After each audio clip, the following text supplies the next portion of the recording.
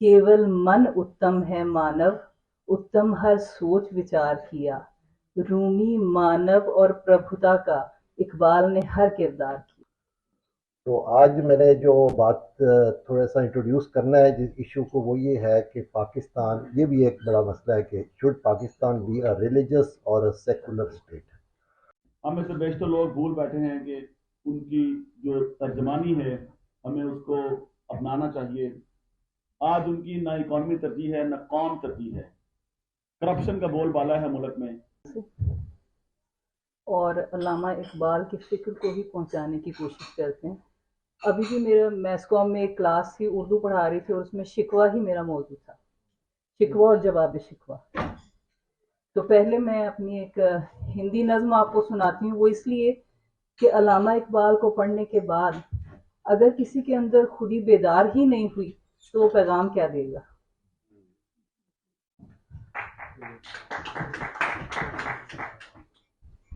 उपदेशक ने उपकार किया, ये लफ्ज आपके लिए मानूस है, बहुत मारूफ शेर है इकबाल का।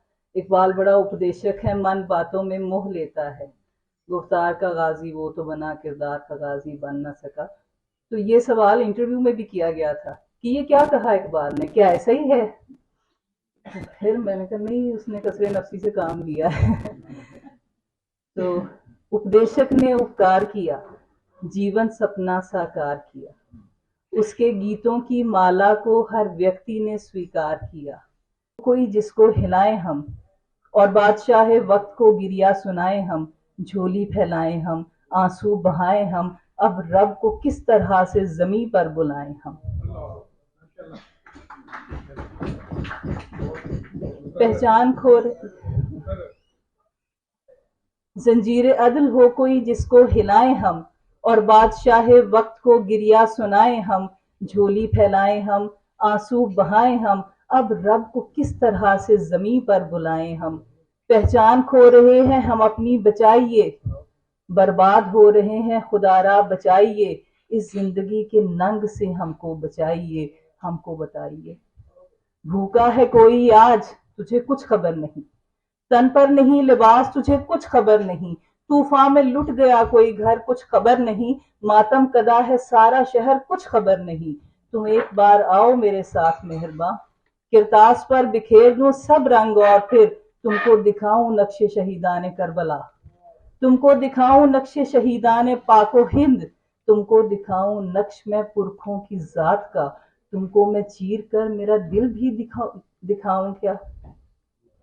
अब सब्र का हमारे न हो कोई इम्तहां, अब अदल का कोई तो नकारा बजाइए, जंजीर अदल सारे नगर में लगाइए, जालिम को उसके जुल्म पर फांसी चढ़ाइए। फरियाद और किसको भला अब सुनाए हम, जंजीर अदल हो कोई जिसको हिलाएं हम, और बादशाह वक्त को गिरिया सुनाए हम, झोली फैलाएं हम, आंसू बहाएं हम, अब रब को किस तरह से जमीन पर बुलाएं हम। बहुत शुक्रिया, थैंक यू वेरी मच, बहुत शुक्रिया जी। केवल मन उत्तम है मानव, उत्तम हर सोच विचार किया। रूमी मानव और प्रभुता का, इकबाल ने हर किरदार किया। क्योंकि बात यह है कि जब वो शिकवा करता है तो मानव का रूप इख्तियार कर लेता है। एक इंसान जो इतनी जुर्रत, वो कहता है जुर्रत आमोज मेरी ताबे सुखन है मुझको, शिकवा अल्लाह से खाकम बेदहन है मुझको। कैसे? क्योंकि उसने उसको ताबे सुखन दिया है। हैवान है लेकिन हैवान नातक है। उसे पता है कि मैंने ज़ब्त नफ्स गुजारा और मैंने इताअत इलाही को इख्तियार किया और फिर नयाबत पे पहुंचा। तो अब वो अपना हक समझता है जो शिकवा करता है। लेकिन जवाब शिकवा जब आता है तो वो खुदा की तरफ से जवाब दे रहा है। तो उसने मानव का किरदार किया और फिर प्रभुता का भी कर दिया। और रूमी का जब कहते हैं तो वो नौजवानों को ये मैसेज देता है, क्योंकि खुद रूमी को अपना मुर्शद मानता है। पीर रूमी रा रफीक राहसाज था, खुदा बख्शत फरा सूजो गुदाज, कि पीर रूमी को अपना रहनुमा बना लो, अपने रास्ते का रहनुमा बना लो, ताकि खुदा तुम्हें सोजो गुदाज अता कर दे। वरना ताअत के लिए कुछ कम न थे करूबियां। इसीलिए किया ना कि इंसान को इतना मर्तबा जो दिया गया वो इसीलिए اور ہم نے کیا کیا. جہاں ہم اپنی کمٹمنٹس کی بات کرتے ہیں تو جب حاصل کیا گیا ملک اس وقت کیا تھا. پاکستان کا مطلب کیا؟ لا الہ الا اللہ. لا الہ الا اللہ. لا الہ از نیگیشن. سب سے پہلے نفی ذات ہے. جب تک نفی ذات نہیں ہوگی تو کیسے ذات تک پہنچیں گے؟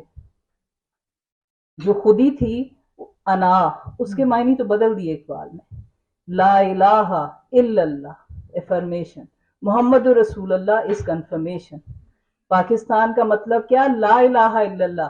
اور میں کہتی ہوں اس کے آگے لائیے اور نفاذ شریعت کا لا الہ الا اللہ اور نفاذ طریقت کا لا الہ الا اللہ، پھر بات مکمل ہوتی ہے. اگر اب کے پاکستان کی شکل دیکھیں تو میں دراصل وہی بات ہے، اقبال کے اشعار آپ سب سنائیں گے اور بے شک ان کی روشنی میں ہی ہم گفتگو کر رہے ہیں، لیکن اگر آج کی شکل کو آپ کے سامنے دکھایا جائے اور پھر اقبال کی امید یا اس کا جواب دیا جائے تو بات واضح ہوگی. ایک نظم ہے میری، اس کا عنوان ہے زنجیر عدل. وہ ہمارے آج کے معاشرے کی پوری تصویر ہے.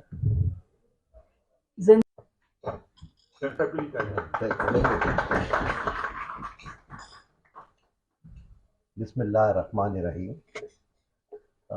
ظفر صاحب، وحید صاحب، بریگیڈیئر وحید صاحب، آواز آ رہی ہے پیچھے تک جی؟ خواتین و حضرات، بس ٹھیک ہے. السلام علیکم. میں آپ سب کا شکر گزار ہوں کہ مجھے آپ موقع دے رہے ہیں کہ میں آپ لوگوں سے اقبال کے پاکستان کی کمٹمنٹ، ٹاپک تھا کہ پاکستان کی کمٹمنٹ ہم رینیو کریں، اور اقبال کے حوالے سے تو میں سوچتا رہا کہ اس میں کس ٹاپک پہ بات کی جائے. تو آپ ہم میں سے سب پاکستان کے جو موجودہ حالات ہیں ان میں سے اس پہ ہم سب ناخوش ہیں. اور آپ کسی بھی محفل میں بیٹھیں گے تو لوگ بات کرتے ہیں کہ جی کام اس طرح نہیں، اس طرح ہونا چاہیے. اور لیکن میں گزارش یہ کرنا چاہتا ہوں کہ جس طریقے سے اس ملک میں کام چل رہا ہے اس کے پیچھے ایک لاجک ہے. تو جب تک کہ کسی بھی محفل میں یہ بیٹھ کے کہہ دینا کہ جی ایسے نہیں، ایسے کام ہونا چاہیے، وہ بات کہنے کی حد تک ٹھیک ہوتی ہے لیکن اس پہ عمل نہیں ہوتا. تو جب تک کہ ہم جو کچھ بھی ہو رہا ہے اس کے نیچے جو لاجک کار فرما ہے، اگر ہم اس کو نہیں سمجھیں گے اور اس کو درست نہیں کرنے کی کوشش کریں گے تو کبھی کامیابی نہیں ہوگی. تو اگر آپ موجودہ پاکستان میں دیکھیں تو ہمارے ملک میں کئی قسم کے کانفلکٹس ہیں، کئی قسم کے تضادات ہیں، اور ان تضادات کی وجہ سے جو ملک کی پورے 22 کروڑ عوام کی جو انرجی ہے اس کو ہم کسی ایک طرف فوکس نہیں کر سک رہے، جس کی وجہ سے ایک انتشار ہے. لوگ ایک رخ میں کام کرنے کے بجائے مختلف طرف چیزوں کو کھینچ رہے ہیں، جس کی وجہ سے ہم ترقی نہیں کر رہے. تو جو ہمارے ملک کے تضادات ہیں ان میں سے ایک بڑا تضاد جو ہے میں اس کے اوپر آج بات کروں گا اور یہ بتانے کی کوشش کروں گا کہ اقبال کا اس کے بارے میں کیا خیال تھا. تو آج میں نے جو بات تھوڑا سا انٹروڈیوس کرنا ہے جس ایشو کو، وہ یہ ہے کہ پاکستان، یہ بھی ایک بڑا مسئلہ ہے کہ should Pakistan be a religious اور اے سیکولر اسٹیٹ. اور اگر آپ غور کریں تو یہ مسئلہ صرف پاکستان کا نہیں ہے، بلکہ آپ باقی اسلامک کنٹریز کو دیکھیں تو وہاں بھی آپ کو یہ مسئلہ نظر آتا ہے. ترکی میں دیکھ لیں، بڑا عرصہ سیکولرزم رہی اور ابھی وہاں تبدیلی آ رہی ہے. آپ ایجپٹ دیکھ لیں اور سعودی عربیہ دیکھ لیں، بڑا کنزرویٹو ملک تھا، ابھی وہ ایک قسم کا ماڈرنائز ہو رہا ہے. تو یہ جو تبدیلیاں آ رہی ہیں ان کے پیچھے جو فکری ایشوز ہیں ان کی طرف ہمیں غور کرنا چاہیے، تاکہ ہمارے ملک میں بھی آپ دیکھ لیں کچھ پولیٹیکل پارٹیز ہیں لائک ANP پیپلز پارٹی، جو کہ ایک قسم کی سیکولر جماعتیں ہیں. پھر مین سٹریم جماعتوں میں اگر آپ دیکھ لیں تو کوئی ریاست مدینہ کی بات کرتا ہے، اور پھر اگر آپ رائٹ پہ چلے جائیں تو ریلیجس پارٹیز ہیں، اور اگر آپ ایکسٹریم رائٹ پہ چلے جائیں تو آپ کو یہ ٹی ایل پی اور یہ ٹی ٹی پی اور اس قسم کی جماعتیں بھی نظر آتی ہیں جو کہ اپنے اپنا ورشن اسلام کا امپوز کرنے کی کوشش کر رہے ہیں۔ تو آج میں جو بات کرنا چاہتا ہوں وہ یہ ہے کہ ہم یہ دیکھیں کہ علامہ اقبال کا اس ایشو کے اوپر کیا ویو تھا، لیکن اس کو سمجھنے کے لیے تھوڑی سی میں ایک فکری بات کروں گا صرف، اس سبجیکٹ کو انٹروڈیوس کراؤں گا، شاید 20-25 منٹ لگ جائیں، اور میں یہ سمجھتا ہوں کہ ہمیں اس ٹاپک کے اوپر ایک مفصل قسم کا سیمینار کرنا چاہیے، اور ہمیں ٹینجبل بات چیت کرنی چاہیے تاکہ ہم معاملات کو درست طریقے سے اور ان کی گہرائی میں ان کو سمجھ سکیں۔ تو اقبال جب لکھ رہے تھے یا ان کی فکر جب میچور ہوئی، وہ میں نے 1920 اس لیے لکھا ہے کیونکہ 1920 کے عشرے میں انہوں نے اپنی کتاب the reconstruction of religious thought in Islam لکھی۔ وہ لیکچرز تھے جن کو پھر ایک کتاب کی شکل میں دیا، تو اس کے اندر ان کی وہ ساری فکر انہوں نے لکھی جو ان کے اشعار میں پائی جاتی ہے۔ تو انفارچونیٹلی ہم نے کیا یہ ہے کہ ہم اقبال کے شعر تو پڑھتے ہیں، لیکن شعروں کے پیچھے جو اقبال کی ایک مربوط سوچ تھی، جو کہ ایک فلوسافیکل کانسیپٹ تھا، اس کو ہم نے سمجھنے کی نہیں کوشش کی۔ تو اس کے اوپر تھوڑی سی میں بات کروں گا۔ تو چونکہ اقبال جس دور میں یہ سارا کام کر رہے تھے، اس کو تھوڑا سا ہمیں اس کی چند ایک خصوصیات ہمیں سمجھنی ضروری ہیں تاکہ ہم وہ ایک کانٹیکسٹ سمجھ لیں کہ کیوں ہے کہ اس ساری چیز کو دیکھنے کے بعد اقبال نے کیا ورلڈ ویو کیا دیا۔ تو میرا صرف تھوڑی سی آپ لوگوں کو گزارش یہ ہے کہ ہم نے شاعری کے اوپر بڑا زور دیا ہوا ہے، اقبال کے شعر سن کے ہم بڑے خوش ہوتے ہیں، لیکن اس کے پیچھے جو ایک کوہیرنٹ کانسیپٹ ہے اس کو ہم نے سمجھنے کی نہ کوشش کی ہے، نہ کر رہے ہیں، نہ سمجھا رہے ہیں، نہ اس کو عمل کرنے کی کوشش کر رہے ہیں۔ اور جب تک کہ آپ ان کا ورلڈ ویو نہیں سمجھیں گے اور اس پہ یقین نہیں کریں گے اور اس کو امپلیمنٹ نہیں کرنے کی کوشش کریں گے، ہم ایک معاشرہ نہیں بنا سکتے، اور ہم انہی تصادات کے اندر رہیں گے جن کے اندر ہم ہیں۔ تو اب دیکھتے ہیں اقبال نے اس ساری سچویشن کو دیکھ کر اس نے ورلڈ ویو کے اندر یا اسلامک ورلڈ ویو کے اندر کیا ایڈیشنز کی یا کیا کیا انہوں نے۔ تو اس میں پہلی بات یہ ہے کہ he presented a fresh image of the human being. جو اقبال کا کانسیپٹ ہے یہ ویسٹ کی image of the human being کے اوپر ایک امپروومنٹ ہے، اور ہم دیکھیں، میں ابھی آپ کو بتاؤں گا کہ کیا امپروومنٹ ہے وہ، جس کو ہم خودی کا کانسیپٹ کہتے ہیں۔ اور دوسرا انہوں نے کیا کہ conception of God and human beings and nature's relationship with God, جو کہ مسنگ تھا ویسٹ میں، اس کو اسٹیبلش کرنے کی کوشش کی۔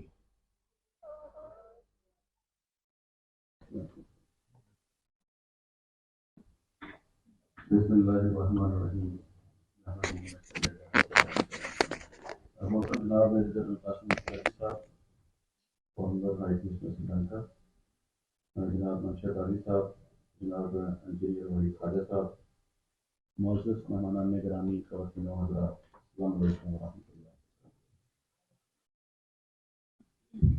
میں آپ سب معزز مقررین اور محترم مہمانوں کو Lahore chamber of commerce and industry آمد پر خوش آمدید کہتا ہوں۔ میں آپ سب کا تہ دل سے مشکور ہوں کہ آپ اس سیمینار میں تشریف لائیں، جس کا مقصد ڈاکٹر علامہ محمد اقبال کے نظریات کی روشنی میں پاکستان کے ساتھ ہماری کمٹمنٹس کا احاطہ اور ملک کی ترقی کے لیے تجدید عہد و عزم کرنا ہے۔ اس سے قبل کہ ہمارے معزز مقررین اس موضوع کے حوالے سے اور علامہ ڈاکٹر محمد اقبال صاحب کی تعلیمات کی روشنی میں ہماری رہنمائی کریں، میں اپنی دانش کے مطابق کچھ اظہار خیال کرنا چاہتا ہوں۔ ڈاکٹر علامہ محمد اقبال کو عام طور پر ایک شاعر، ادیب، فلسفی اور سیاسی شخصیت کے طور پر جانا جاتا ہے، لیکن ہماری نئی نسل اس بات سے کم ہی واقف ہے کہ وہ ماہر تعلیم اور بہترین قانون دان بھی تھے۔ آج ہماری آنے والی نسل کو قائد اعظم یہ کہنا غلط نہ ہوگا کہ ہم نے فکر اقبال کو چھوڑ دیا اور جدید دور کی دوڑ میں ऐसे गुम हुए कि पलट कर ना देख सके। इकबाल साहब ने मुख्तलिफ अंदाज में इस बात की निशानदेही की कि हम बतौर मुसलमान अपना असल खो चुके हैं और आज पूरी दुनिया में मुसलमान जो है वो रुस्वा हो रहे हैं। आज जो हालात हैं, इसराइल जो जुल्म कर रहा है, कश्मीर है, ये दुनिया के बाकी खिते हैं, 57 इस्लामी ममालिक की मौजूदगी में हम किस तरह मुसलमान जो है वो खामोश तमाशाई बने हुए हैं। इकबाल साहब ने मुख्तलिफ अंदाज में इस बात की निशानदेही की है और तकरीबन हर मामले में मगरब की तकलीफ करते हैं हम, जिसमें रूहानियत नाम की कोई चीज़ ही नहीं बल्कि खुदगर्जी, खुदनुमाई और खुद फरेबी जैसे अवामल शामिल हैं। उन्होंने मुसलमानों को उनकी अलग हैसियत और पहचान याद दिलाई अपनी शायरी में, जो आज तक बल्कि क़यामत तक मैं समझता हूँ कि ऐसी शायरी आपके सामने नहीं आएगी। हम में से बेशतर लोग भूल बैठे हैं कि उनकी जो तर्जमानी है हमें उसको अपनाना चाहिए। उनका ही एक ये कलाम है, कभी है नौजवान मुस्लिम तदब्बर भी किया तूने, वो क्या गद्दू था जिसका है कि टूटा हुआ तारा, तुझे इस कौम ने पाला है आगोश मोहब्बत में, कुचल डाला था जिसने पाँव में ताजे सरदारा। मुअज़्ज़ज़ हाज़रीन इकराम, आज पाकिस्तान एक खुद मुख्तार मुल्क बनाने के लिए हमें खुदी और खुद एहतसाबी के जज्बे की फिर ज़रूरत है। हर फर्द को चाहिए कि वो इंफरादी तौर पर अपने किरदार का मुहासबा करे और मुल्क के साथ वफादारी करे। इससे यकीनन बहुत जल्द मुल्की सतह पर मुस्बत तब्दीली देखने में आएगी। आज मुल्क जिन मुआशी हालात से गुजर रहा है, 76 साल गुजरने के बावजूद आज हम नीचे की तरफ जा रहे हैं, जबकि दुनिया का 5वां बड़ा पॉपुलेटेड कंट्री। बदकिस्मती से हमारी एक्सपोर्ट 27 बिलियन से भी कम, यानी कि जितनी आज आबादी हमारी तकरीबन 27 करोड़ से ज़्यादा है असल में, और 27 बिलियन से भी कम हमारी पॉपुलेशन के से जो एक्सपोर्ट है। अफसोस की बात यह है कि किसी भी हुकूमत की, किसी शख्स की इसके ऊपर तरजीहात नहीं है। वो कायद और वो इकबाल जिनके बदौलत आज हम आज़ाद मुमलकत में बैठे हैं, उस ख्वाब की तबीर में, उस हवाले से हमारे इस वक्त के जो हुक्मरान हैं वो कतन इस बात को मद्देनजर नहीं रखे हुए हैं। आज उनकी ना इकॉनमी तरजीह है, ना कौम तरजीह है। करप्शन का बोलबाला है मुल्क में और हमारी इकॉनमी सुकड़ रही है उल्टा। एक वक्त था आज़ादी के बाद, हमने 8-10 साल अच्छे तरफ कदम बढ़ाए, मगर दुनिया ने हमें इस तरह करप्शन में जकड़ दिया कि आज हर शख्स बिका हुआ है। इंटरनेशनली, नेशनली उसके मफादात किसी न किसी तर्ज के ऊपर हैं। इकबाल और कायद आज़म की जो इरशादात हैं उनकी रोशनी